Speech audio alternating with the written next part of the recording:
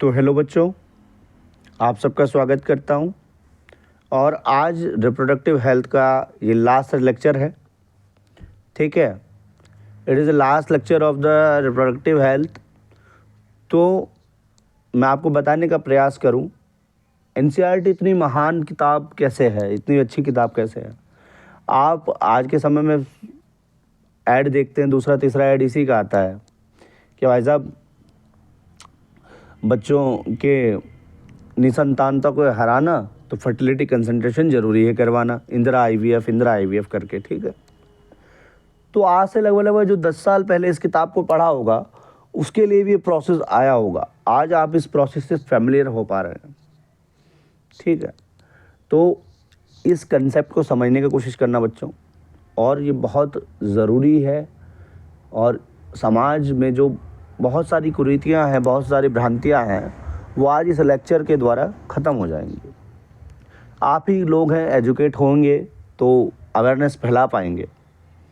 ठीक है, मैं जल्द से जल्द कोशिश यही करूँगा कि ट्राइपॉड की व्यवस्था की जाए और आपसे रूबरू हुआ जाए।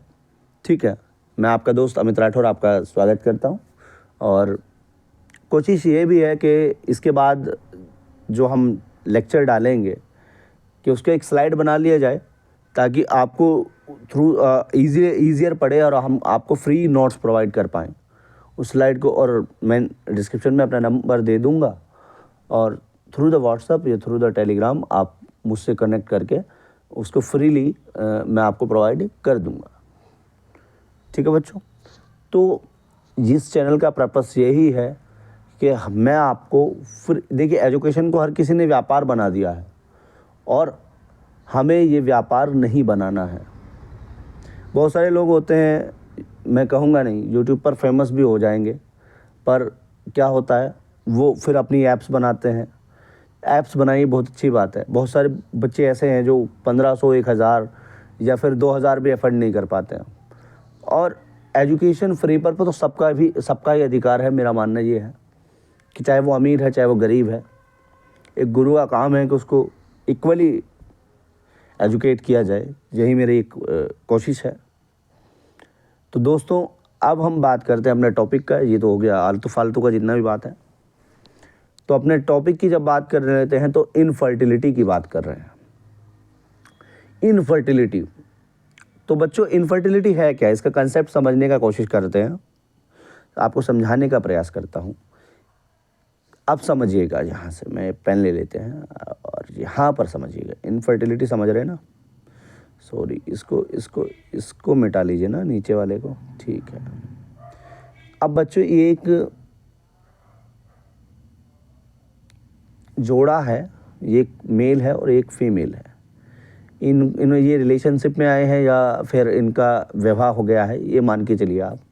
और ये 1 साल से ट्राई कर रहे हैं, या फीमेल भी 1 साल से ट्राई कर रही है कि कंसीव कर पाए। 1 साल से ट्राई कर रहे हैं माता पिता बनने के। तो बच्चों, परंतु ये नहीं बन पा रहे हैं माता पिता। ये 1 साल से अधिक हो गया है।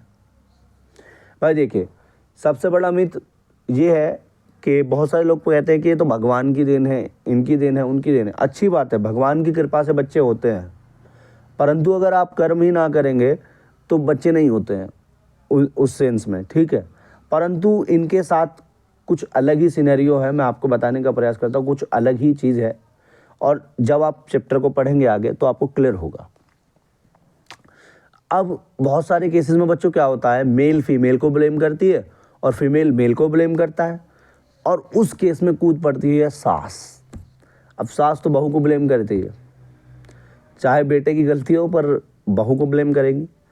और दूसरी बात है, फिर समाज में समाज की कुरीतियों को आपको पता ही है, क्योंकि हर किसी को चाहिए कि लड़की नहीं चाहिए भाई, वारिस चाहिए एक घर को चलाने के लिए। ये बड़ी ही गलत फहमी आज के समाज में व्याप्त है बच्चों।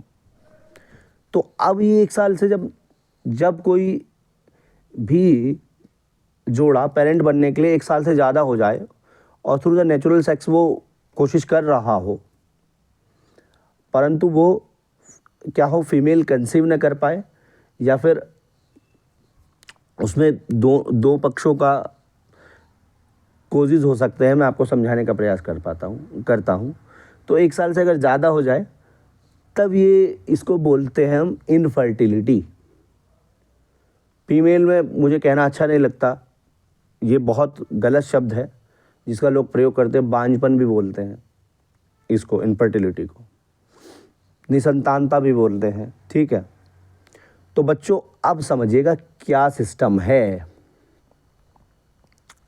अब आपको थोड़ा थोड़ा समझ आएगा। ये मान लीजिए एक मेल है, एक फीमेल है। अब क्या हुआ, एक केस ये है कि फीमेल तो पूरी तरीके से हेल्थी है, बिल्कुल हेल्थी है। अब समझना बहुत ध्यान से, अब फीमेल हेल्थी है, प्रॉपर ओवम बन पा रहा है फैलोपियन ट्यूब के अंदर या नहीं, हाँ प्रॉपर ट्यूब में प्रॉपर आपका जो ओवम है वो जा पा रहा है, ठीक है, ओव्यूलेशन भी ढंग से हो रहा है। अब यहाँ क्या हुआ, मेल जो है इनमें जो है लो स्पर्म काउंट है, जितना स्पर्म बनना चाहिए उतना बन नहीं पा रहा है। जितना स्पर्म बनना चाहिए एक फीमेल को कंसीव कराने के लिए उतना स्पर्म नहीं बन पा रहा है, मतलब जितना स्पर्म चाहिए जिससे आप फर्टिलाइजेशन कर सकें, ठीक है।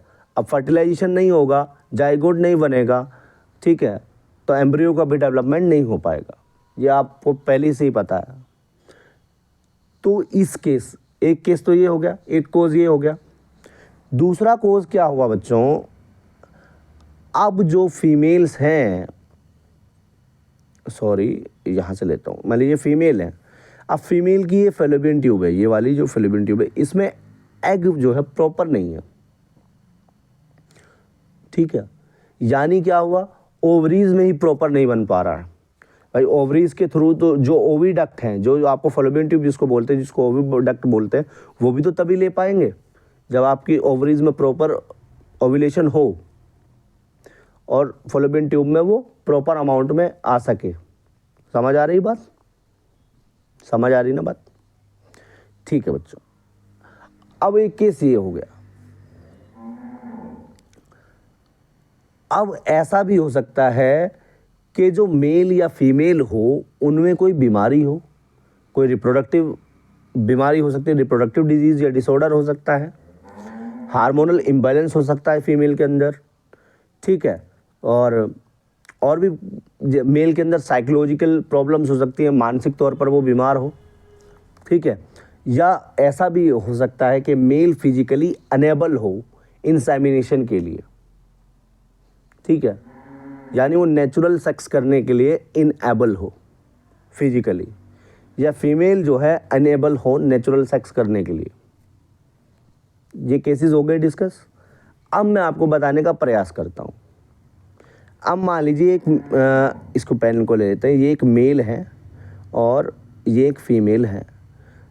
तो अब मेल जो है फिजिकली अनेबल है,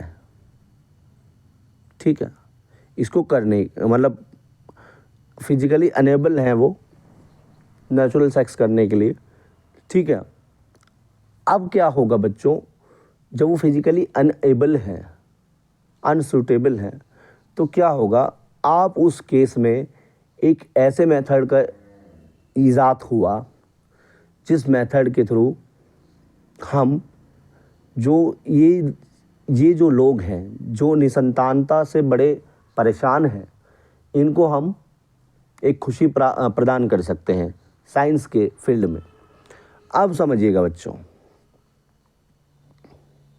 दो चीज़ें होती हैं, दो टर्मिनोलॉजीज़ हैं, वो बहुत ध्यान से सुन लीजिए। एक टर्मिनोलॉजी होती है बेटे इन वीवो। वीवो का मोबाइल नहीं होता, वीवो का मतलब होता है अंदर, यानी शरीर के अंदर। अगर फर्टिलाइजेशन शरीर के अंदर हो रहा है, ठीक है, यदि आपको आर्टिफिशियल जो ये आईवीएफ की प्रोसेस है या आईवीएफ मेथड का सहारे के लेने की ज़रूरत नहीं है, थ्रू द सेक्स जो है आप फीमेल अच्छे से कंसीव कर पा रही है और फर्टिलाइजेशन हो चुका है अंदर, तो उसको बोलते हैं बेटे इन विवो। ठीक है, देखिए हंसिएगा नहीं बिल्कुल भी। और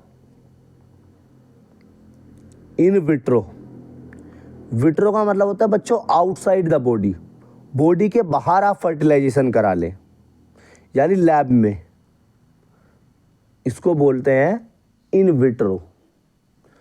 और समझ आ गया ये बात?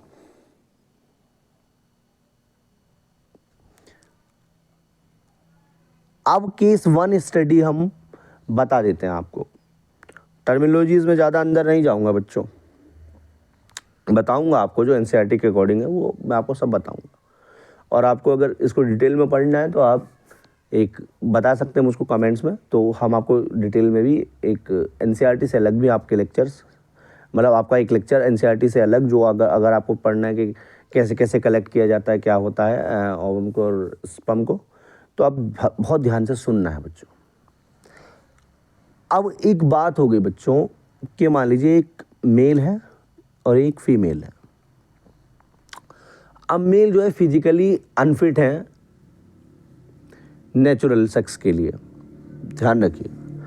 अब क्या हुआ बच्चों, अब आपने यहाँ से स्पर्म कलेक्ट कर लिया है आईवीएफ के लिए, स्पर्म कलेक्ट कर लिया, स्पर्म कलेक्ट कर लिया, मतलब ये स्पर्म कलेक्ट कर लिया है, और फीमेल से हमने ओवम को ले लिया है, और ओवम और स्पर्म को मिला करके हमने इसको फर्टिलाइज करा लिया है। अब फर्टिलाइज करा लिया है, अब हमारी फीमेल बिल्कुल हेल्थी है, केस 1 में बात कर रहा हूँ, फीमेल बिल्कुल हेल्थी है, उसका यूट्रस बिल्कुल प्रॉपर है कि एक बच्चे को एक एनवायरनमेंट प्रदान कर सके। क्योंकि फर्टिलाइजेशन तो करा सकते हैं आप, फर्टिलाइजेशन तो कराना आसान सा ही है बाहर, पर अंदर उसको वो एनवायरनमेंट मिले जो एक नेचुरल मदर दे पाए। ठीक है, तो अब आपने इसको डाल दिया यूट्रस में, या आपने इसको फैलोपियन ट्यूब में डाल दिया, ठीक है, गर्भ में डाल दिया। अब गर्भ में डालने के बाद आपने आफ्टर द 12 वीक्स या फिर कुछ समय के अंतराल के बाद अल्ट्रासाउंड वगैरह करा करके ये चेक करा लिया कि जो हमने फर्टिलाइजेशन किया है वो फर्टिलाइजेशन जो हमने लैब में किया था, और जो फर्टिलाइज्ड एग हमने या जो फर्टिलाइज्ड जो हैं जो जाइगोड या कुछ भी हमने डाला था, ठीक है, अब वो डेवलप हो पा रहा है या नहीं, पता चल गया, तो इसका मतलब फीमेल कंसीव कर गई अगर वो सही से हो गया। ठीक है, अब दूसरा केस हो गया बच्चों, एक केस ऐसा भी होता है बच्चों कि फीमेल का फर्टिलाइजेशन तो आपने करा लिया भैया लैब में, अब फीमेल का जो यूटरस है बच्चों, यूटरस जो फीमेल का है वो सुटेबल नहीं है, यानी आपने वो बाकी सारी चीज़ें सही हैं पर जो यूट्रस सही नहीं है, तो आप अब उसमें उस केस में क्या करें। उस केस में आपने नाम सुना होगा सैरोगेसी का, यानी हम एक सैरोगेट मदर को लेते हैं। एक फिल्म भी आई थी पंकज त्रिपाठी की और उनकी क्या बोलते हैं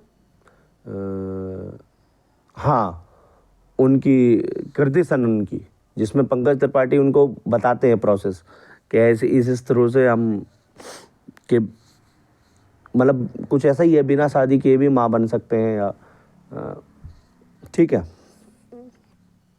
तो अब सैरोगेसी का जो मेथड है, उस सैरोगेसी में होता क्या बच्चों, इस पर सुप्रीम कोर्ट की में भी काफ़ी सारे केसेस गए हैं। अब सैरोगेसी में क्या होता है, मान लीजिए आपने जो किसी की वाइफ है या जो कोई रिलेशनशिप में या कैसे भी है, ठीक है, उनसे आपने ओवम और उस जो पति हैं उनका आपने जो सीमन है उसको लेकर के आपने क्या कर लिया, फर्टिलाइजेशन तो करा लिया। अब एग तो किसी दूसरी फीमेल का है, और क्या हुआ, स्पर्म और एग तो हस्बैंड वाइफ दोनों का है, पर अभी वाइफ अनेबल है कि उसको यूट्रस में रख पाए, जो फर्टिलाइज एग है बच्चों, ठीक है।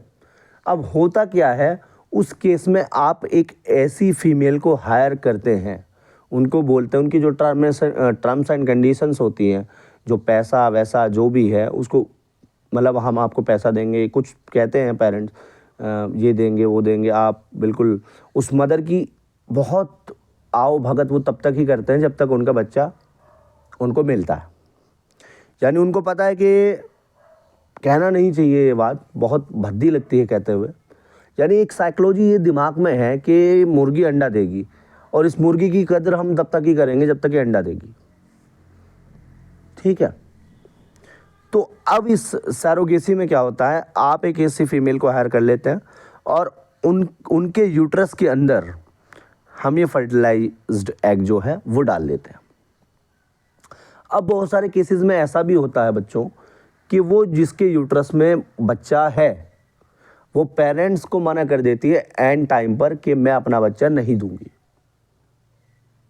और उस केस में काफ़ी सारे केसेस जो गए हैं, तो उस केस में एक अदालत भी एक अच्छे से निर्णय नहीं ले पाती कि यार अब हम करें तो क्या करें, क्योंकि टेक्निकलिटी में देखा जाए तो टेक्निकलिटी में वो बच्चा उस मदर का नहीं है जिसके यूट्रस में है, पर ऐसा भी कहना गलत है कि उसका नहीं है।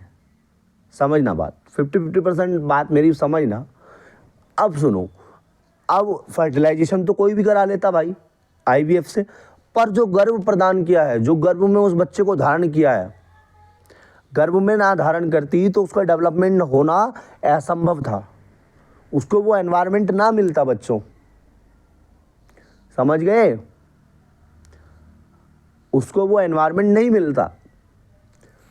तो अब टेक्निकलिटी में तो बच्चा उसका है नहीं, पर उसने उसको गर्भ दिया है, तो इसलिए बच्चा उसका भी कह सकते हैं। अब यहाँ पर बहुत सारे केसेस में अदालत भी जो है चक्कर खा गई कि भाई अब करें तो क्या करें। सैरोगेसी अब भी अलाउड है भारत में, पर देखिए बहुत सारे फिल्म स्टार वगैरह ये सब सैरोगेसी से भी करा देते हैं, क्योंकि 9 महीने तक कौन दर्द सहेगा, और वो 9 महीने का दर्द सहती है वो मदर जो सैरोगेट मदर होती है। तो यार इतना दर्द सहने के बाद तो एक ममत्व की जो भावना है ना फीमेल्स में वो जागी जाती है। और मैं आपको बताऊं, बहुत सारे एक्टर्स हैं, जैसे कि शाहरुख खान जी हैं, शायद उनके जो बच्चा है इब्राहिम, वो भी शायद सैरोगेसी से हुआ है, और बहुत सारे लोग हैं, ठीक है। अब ये बात समझ में आ गई। अब दूसरा क्या हुआ, अब आपने एक विक्की डोनर या कुछ ऐसी फिल्म आई थी आयुष्मान खुराना की, उसमें आयुष्मान खुराना क्या बनते हैं, एक स्पर्म डोनर होते हैं। अब तीसरा केस समझिए बच्चों कि अगर मेल जो है आपका स्पर्म काउंट कम है, अब इसका तो स्पर्म काउंट कम है तो स्पर्म कहाँ से लाएं, तो आप एक अनदर मेल से मांग लेते हैं उसका स्पर्म, उस स्पर्म को कलेक्ट कर लेते हैं, फ्रीज करके रख लिया जाता है, ठीक है।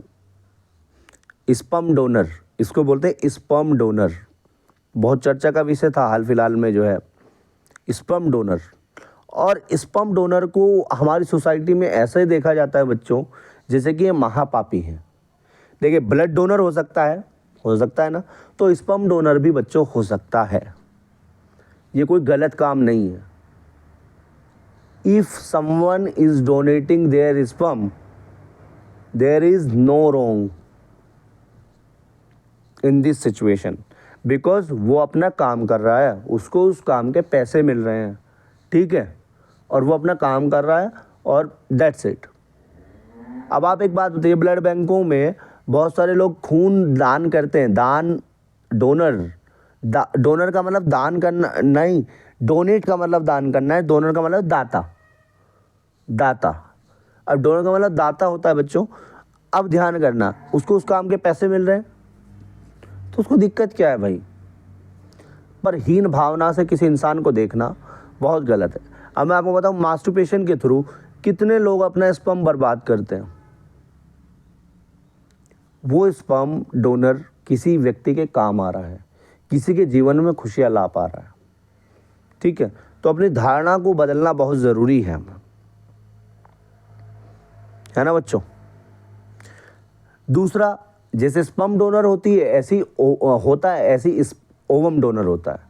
यानी फीमेल में अगर ओव्यूलेशन प्रॉपर नहीं हो पा रहा है, या ओवरी से प्रोड्यूस नहीं हो पा रही ओवम, या एग अच्छे से प्रोड्यूस नहीं हो पा रहा है, उसका डेवलपमेंट नहीं हो पा रहा है, तो आप एक फीमेल से क्या ले सकते हैं, उसका ओवम ले सकते हैं। ओवम ले लीजिए, और जो मेल का सीमन है वो उन्हीं का रहेगा, पेरेंट में से किसी एक का, तो उसको फर्टिलाइज करा लीजिए और उसको फिर यूट्रस में डाल दीजिए।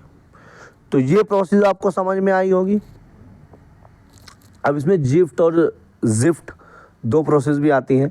अब मैं आपको समझाने का यहाँ से ही प्रयास कर देता हूँ बच्चों, बहुत आराम से समझनी है मेरी प्रोसेस मेरा, ठीक है ये प्रोसेस।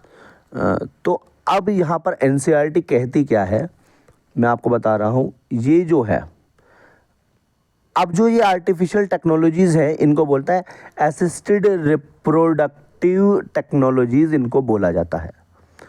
और मैंने आपको बता दिया है। इसमें 2-3 टर्मिनोलॉजीज़ होती हैं बच्चों। एक होती है EFT, embryo transfer. Embryo transfer in one of such methods, in this method properly known as test tube baby programme, इसको टेस्ट ट्यूब बेबी प्रोग्राम बोलते हैं। इसमें मैंने आपको बताया है कि ओवा फ्रॉम वाइफ और डोनर, ये सब मैं आपको बता चुका हूँ केस स्टडी के दौरान, ये सब आप पढ़ सकते हैं। अब थोड़ा जिफ्ट में समझ लेते हैं। जिफ्ट में क्या होता है, फर्टिलाइजेशन के बाद जो जाइगोट बनता है, जाइगोट जो बनता है, जाइगोट और अर्ली एम्ब्रियो जो बनता है, अप टू 8 बेलोमेस्टर, 8 बेलोमेस्टर तक जब जो बनता है बच्चों, 8 बेलोमेस्टर तक जो बनता है ये जाइगोट अगर बन गया, तो जाइगोट बनने के बाद या अर्ली एम्ब्रियो स्टेज में उसको ट्रांसफ़र कर दिया जाए। फर्टिलाइजेशन के बाद जाइगोट बनता है ना बच्चों, उस जाइगोट को आप ट्रांसफ़र कर दें यूट्रस में या फैलोपियन ट्यूब में, तो उसको बोलते हैं जिफ्ट। समझ आ गया? ठीक है, जाइगोट इंट्राफैलोपियन ट्रांसफर, जिफ्ट एफ से फैलोपियन, सॉरी फैलोपियन में ट्रांसफर किया जाता है जाइगोट को। ठीक है, ये ठीक है। And embryos with more than 8 blastomeres into uterus. देखो, जो 8 बेलोमेस्टर तक का एम्ब्रियो होगा या जाइगोट होगा, उसको तो आप फैलोपियन ट्यूब में ट्रांसफ़र करेंगे, बट जो 8 से ज़्यादा होगा उसको आप यूट्रस में ट्रांसफ़र करेंगे। इसको लिख लीजिए, जो 8 से कम बेलोमेस्टर का होता है या 8 बेलोमेस्टर का होता है, उसको, उस जाइगोट को या एम्ब्रियो को आप कहाँ ट्रांसफ़र करते हैं बच्चों? फैलोपियन ट्यूब में। और जो 8 से ज़्यादा का होता है उसको कहाँ ट्रांसफ़र करते हैं? यूट्रस में। तो जाइगोट को जब करते हैं, जाइगोट को बोलते हैं, जिफ्ट को बोलते हैं जाइगोट इंट्राफैलोपियन ट्रांसफ़र, और आईयूटी में क्या बोलते हैं? Intra uterine transfer. ठीक है, मैंने आपको बता दिया है। ठीक है, अब दूसरा मैं आपको बता देता हूँ, transfer of ovum collected from a donor fallopian tube. देखिए, transfer of an ovum collected from donor, transfer of ovum, ovum का ट्रांसफ़र करना। अब गैमेट फैलोपियन ट्यूब में क्या होता है, क्या करते हैं बेसिकली, ये ऐसा करते हैं कि भैया आप ओवम को ले लीजिए और उसको फैलोपियन ट्यूब में ट्रांसफ़र कर दीजिए। गैमेट, गैमेट क्या होता है? ओवम होता है। तो जब जाइगोट नहीं बना, गैमेट को, केवल ओवम को आपने फैलोपियन ट्यूब में ट्रांसफ़र कर दिया, तो उस प्रोसेस को बोलते हैं गैमेट इंट्राफैलोपियन ट्रांसफ़र, जिसमें आप गैमेट ट्रांसफ़र करते हैं केवल। समझ में आया? Who can not produce one but can provide suitable environment, वो प्रोड्यूस ही नहीं कर पा रही, बस सूटेबल एनवायरनमेंट प्रोवाइड कर सकती है। ठीक है, इंट्रासाइटोप्लाज्मिक स्पर्म इंजेक्शंस में क्या होता है, इनमें क्या करते हैं, जैसे कि आपने देखा होगा गाय वगैरह जो आजकल देखते हैं ना, कि या फिर पशुओं में क्या करते हैं कि वो पशु के डॉक्टर आते हैं, इंजेक्शन वगैरह लेते हैं, उसमें सीमेन होता है और उसको छोड़ देते हैं। ठीक उसी तरीके से फीमेल की वेजाइना में जो इंजेक्टेड, जो फ्रीज होते हैं स्पर्म, उनको छोड़ दिया जाता है। इसको बोलते हैं इंट्रासाइटोप्लाज्मिक स्पर्म इंजेक्शंस, इनको बोलते हैं। समझ में आया बात बच्चों? ठीक है, देखो, जब मेल पार्टनर इनेबल होता है, मैं आपको बता देता हूँ, inability to male partner to the female due to or low sperm count ejected can be collected by artificial insemination. एक टेक्निक होती है आर्टिफिशियल इंसेमिनेशन, उसके द्वारा आप कलेक्ट कर लेते हैं। क्या कर लेते हैं? जब कोई फीमेल में या तो लो ओवम बन रहा हो या उसमें मेल में स्पर्म काउंट लो हो रहा हो, तो आप उसको करेक्टेड कर लेते हैं। ठीक है, कलेक्टेड कह रहा हूँ, करेक्टेड कर लेते हैं, मतलब किसी मेल डोनर से या फीमेल डोनर से वो गैमेट ले लेते हैं। ठीक है, उस टेक्निक को बोलते हैं आर्टिफिशियल इंसेमिनेशन। समझ में आया बात? In this technique the semen collected either from husband or healthy donor artificial introduced into the vagina। अब उसको बोलते हैं ले लिया, अब उसको आर्टिफिशियली इंट्रोड्यूस कर लिया है वेजाइना के अंदर। मैंने आपको पहले ही बताया है कि स्पर्म या ओवम आपने स्पर्म को ले लिया है। अब उस स्पर्म को या तो आपने किसी हेल्दी डोनर से लिया है, यानी विक्की डोनर, या आपने उसके हस्बैंड से लिया है और उस स्पर्म को आपने इंजेक्टेड कर दिया है उसकी वेजाइना के अंदर। ठीक है, इंट्रायूटराइन इंसेमिनेशन इसको बोलते हैं, इंट्रायूटराइन इंसेमिनेशन, या तो वेजाइना या यूट्रस के अंदर। ठीक है, अब बात समझ में आ गई। तो ये चैप्टर यहीं पर समाप्त होता है, फिर मिलेंगे आपसे एक और केस के साथ। तब तक के लिए नमस्कार, और चैनल को सब्सक्राइब कीजिए और मुझे प्यार दीजिए यार। ठीक है, थोड़ी बहुत अगर गलती बोलने में जल्दी हो गई हो तो क्षमा याचक हूँ। ठीक है, इतना। थैंक यू बच्चों, thank you, have a nice day. फिर मिलेंगे।